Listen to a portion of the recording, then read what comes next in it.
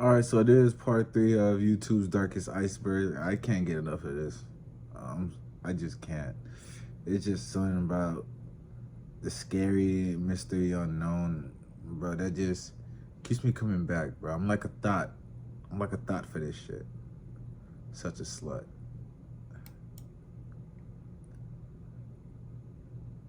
And there we have it. Level 3. We in the shallow, baby. Ooh, you in the water. You know what I like most, bro, is when I hit that water. Ain't nothing much more important than water. And now we in the shallows. Hey, bro. Hopefully we don't get. Hopefully down this video, there's none of that. Try it on like that freaky pop up scary shit. It's not really scary. It just I hate when they do that fucking, what do you call it? Prank scare shit. When the face pops up, I hate that shit because most of the time it's just loud.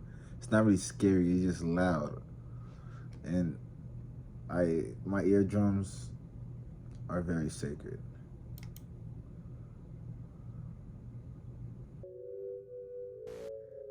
Random acts of violence.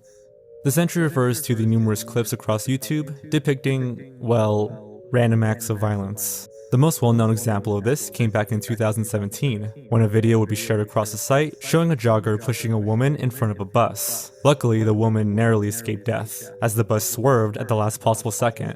But the video remains as a reminder of how cruel people can be, as the shove was done completely at random, and the man went out of his way to try and essentially end this woman's life, for no apparent reason. So the nigga just kept running like, that is, I don't know where that's at, but how come they never like, hopefully they say who the man was, cause what the fuck? He's not a kid. I'm pretty sure they could release his identity. That's just what I've seen. BBC London. That shit's in London. Damn, them boys don't have guns, but this is what they be on. That's wild. The popularity of the video led to a worldwide search to try and determine the identity of this man, but frustratingly, he has remained anonymous. Though this is by far the most popular example, it's sadly far from the only example. Like this video, which shows a woman in her mid-50s planting flowers along a sidewalk in Seattle. And though her actions were incredibly innocent and wholesome, a young man walking by would approach her from behind and kick her directly in the face, leaving the woman badly injured. This man was thankfully caught and identified as 19-year-old Isaiah Clay Lewis, who had a history of domestic abuse as well as other assault charges. Thankfully, it appears that he is still in prison, awaiting his trial. Man dies standing up. This strange video was shot at a mall in Kazakhstan, where a group of people crowd around a man who appears completely frozen in an upright position.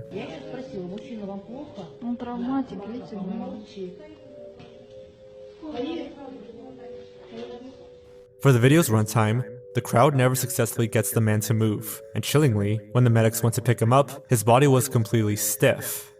The title of this video suggests that this man had somehow died standing up. And looking at the video, it's easy to see why, as not once does the man move. But in reality, in my opinion, I don't think he died standing up. And it looked like he was going for a T-pose record, but his arms got tired and he was so dedicated, he just froze. But dying, standing up, nah. And people say some people sleep with their eyes open. Nah. I mean, sometimes I see some people sleep and you can see their eyes a little bit open, but not wide open. I don't believe in that. I don't care. That shit, no way. That's not true. something even stranger happened. It was said that the man had spent the entire day binge drinking when his body suffered an incredibly rare symptom called alcoholic stupor. This is the final stage of alcohol intoxication before coma, and occurs when the blood alcohol content level is nearly 0.40. For reference, you're considered drunk when you're at 0.08. This causes the person to lose motor function, and stops them from responding to any stimuli around them. In this instance, it led to the man essentially freezing in place, apparently for well over an hour. Luckily, medics were able to pump the man's stomach, and he would go on to make a full recovery. Though this video remains chilling nonetheless, as there's something so unnatural and off-putting about a man stuck in time, likely one drink away from death. Whoa, so he was just drunk? Yo, bro. Thank God he made a full recovery, but you gotta invite that man to every tailgate and let him drink first. I never had to put my mouth on a breathalyzer. Thank God I ain't on that. But because I don't really enjoy drinking, that's never been my niche. I never enjoyed it. Liquor tastes disgusting. But to be so wasted, you fucking get in a coma. That's a new level. You should just go straight sober after that point. I don't believe anybody should be drinking that much. Once I had a hangover where I threw up in a friend's car, I said, yeah, you know what? This isn't my sport. It's really not. Rabies in humans. When we think of rabies, Rabies in humans? The first thing that popped in my head, I'm not gonna lie to you, was Batman. Bats have rabies, and human, Batman. typically think about wild animals who foam at the mouth when they contract it. But sadly, humans are susceptible to this terrifying disease as well. It first causes flu-like symptoms that quickly progress into agitation, confusion, and aggression. As things progress, humans begin to hallucinate and suffer from hydrophobia, or the fear of water. This disease is devastating and virtually 100% fatal after the first symptoms emerge. Luckily, we now have an effective vaccine against rabies, but videos exist of a time before a preventative treatment was available that show these haunting effects on camera. Some of the most disturbing include this child who had developed a fear of water, which likely led him to pass away due to dehydration. Flocka videos. Flocka. Okay, that was hard to see. Thank God you blurred it out, because I don't like seeing things with kids, bro. That thing hurts me. I ain't gonna lie, bro. I got a soft spot for children. I rather not be around children, because yes, bro, they can be so annoying at times, but on and on, bro, they're funny. And Flocka videos, bro, that Flocka shit was something else, bro. I remember when I heard that Flocka was around for a very long time, but around high school, that's when it became a little popular and it was going around. Bro, I stayed up and I watched every fucking video of everybody on Flocka, bro. I was like, yo, this is some World War Z type shit. I'm not gonna lie. Flocka is a synthetic drug that attempts to stimulate the effects of cocaine and methamphetamine for a much cheaper price tag. But like many drugs, they can often take over a person and make them completely unlike themselves. Flocka is commonly referred to as the zombie drug, and the videos here on YouTube show us exactly why many call it that, as it makes these people look and act like legitimate zombies.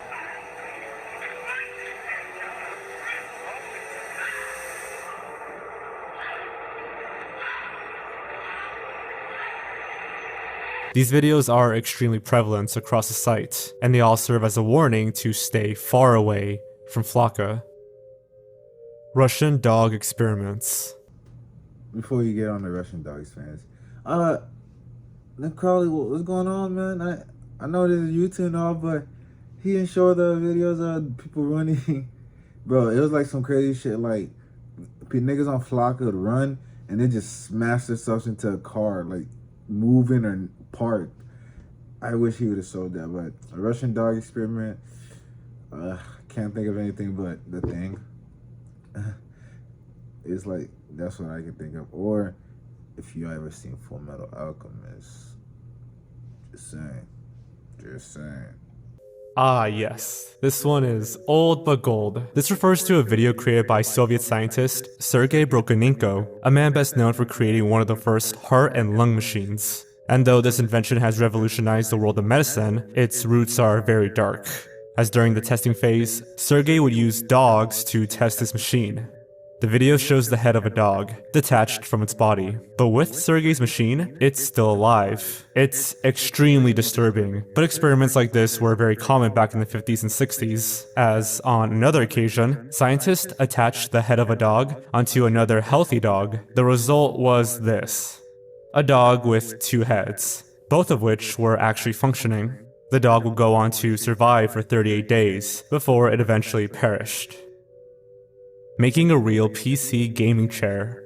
At first glance, this video appears relatively normal, as it portrays exactly what the title says. It shows a group visiting a junkyard and finding an old car, in which they remove the seat from and turn it into a gaming chair. However, looking a bit closer, you start to realize that the video is far stranger than it seems, as when looking at the car's windshield, you can notice several bullet holes, a few of which enter the vehicle directly in front of the seat they chose. And to make it stranger, when the cameraman is showing off the seat, you can see what appears to be long, dried blood in the back, making it likely that someone had been shot and maybe even killed, whilst sitting in that very seat. And strangest of all, no one in the video reacts to it at all, just adding to the unsettling atmosphere of the clip. It's obvious they were the motherfucking shooters. They put on this little, facade, this fake little gilligag. But them boys out here, gots to. There's no other explanation to it.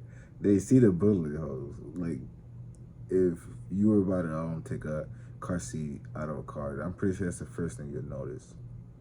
The bullet.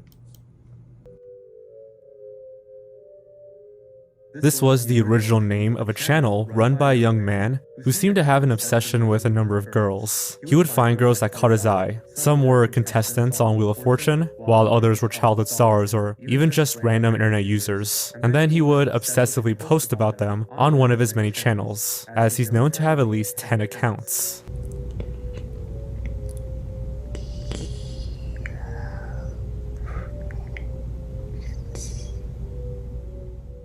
The videos are incredibly creepy, as this person simply whispers the name of these young women over and over again.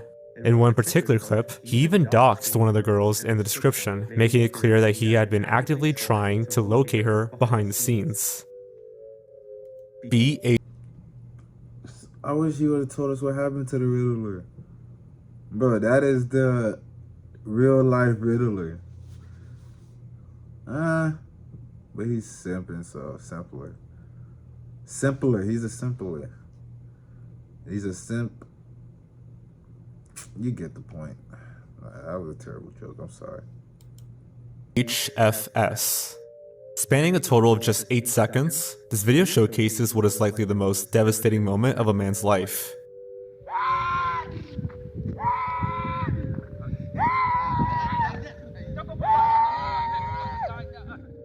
It shows a cluster of dead cattle and a man, who is lying with them in the background, thrashing and screaming at the top of his lungs. No words were spoken, and no context is given to the video, but it's not hard to assume that the man wailing in the back was the owner of these animals, and their sudden death had broken him. Those cattle were clearly everything to him, and were likely one of the main things supporting him and potentially his family. Yet, in an instant, they were gone, for reasons unknown. I wish we knew more about what was really happening here, as the clip seems so reminiscent of the Lake Niles incident discussed previously on this channel. But ultimately, the man's reaction tells us all we really need to know about how devastating this video really is. The Lake Niles incident, we're gonna see that. But I always said that's a job I really wouldn't mind having, is being a farmer. Waking up every morning, the wife making eggs, bacon, sausage, and some waffles with peanut butter. I go out to the barn, check on all the cattle, horses, pigs. Now that sounds like a fighting mile of your life right there. Go to the field, got my corn, cabbage, and my weed plants. Sounds like a very nice life, don't it? Yes, indeed. El Chapo's son. El Chapo's son refers to a video posted by the New York Times, which includes body cam footage of the moment they discovered Ovidio Guzman Lopez, the son of Joaquin Guzman, better known as El Chapo. Lopez himself is a cartel leader, and his capture was said to be a long time coming given the countless crimes he had committed. However, a few days after his arrest, the Mexican government would order his release when a Sinaloa cartel took over much of the city. In the days after this video was filmed, virtually every officer shown in the footage would be hunted down and killed by the cartel they had been trying to stop. Pastor Bit by Snake. Pastor Bit by Snake refers to a video depicting a ritual performed by Cody Coots, a pastor at the Full Gospel Tabernacle Church. Located in Kentucky, is known in particular for their rituals, which involve drinking poisons and handling venomous snakes to prove your devotion to God. Yeah. In the video, we see Cody delivering a sermon in 2018 with confidence, before the snake abruptly bites him.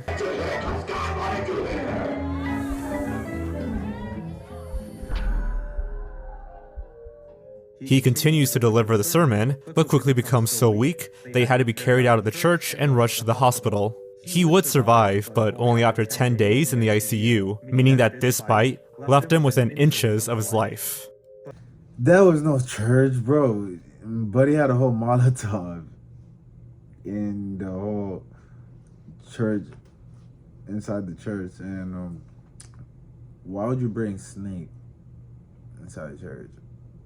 A serpent is like the worst thing he could have.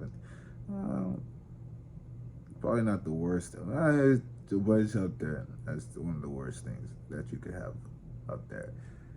Why would you bring that? God made that snake bite you. Yeah.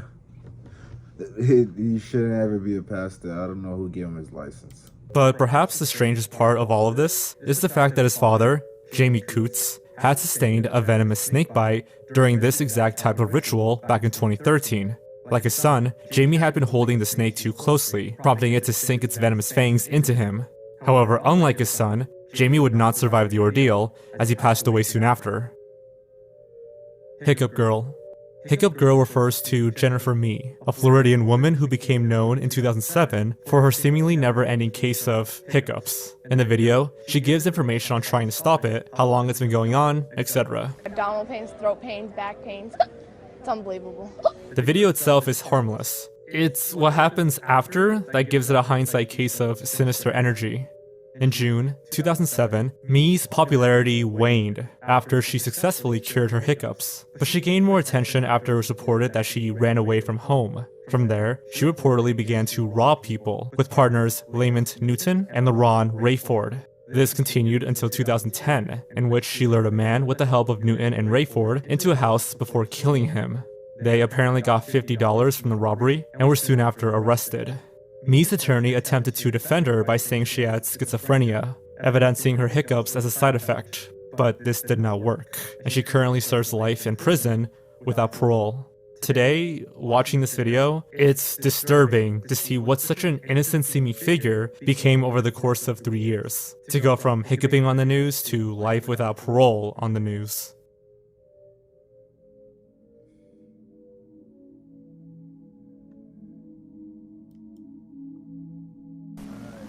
Level 4 seems to be the longest, so, and it's probably gonna be getting to some much more deeper details. So I'm probably gonna save that for next time. Part 3 was really good. So far, part two is heat. Part 2 is heat. I really like part 3. No, part 3 was good too, but part 2 is heat. I really like part 1 as well, but we just gonna have to see how the rest of this goes, man. But hopefully you enjoyed this video. Like, share, and subscribe, bring more. Yeah.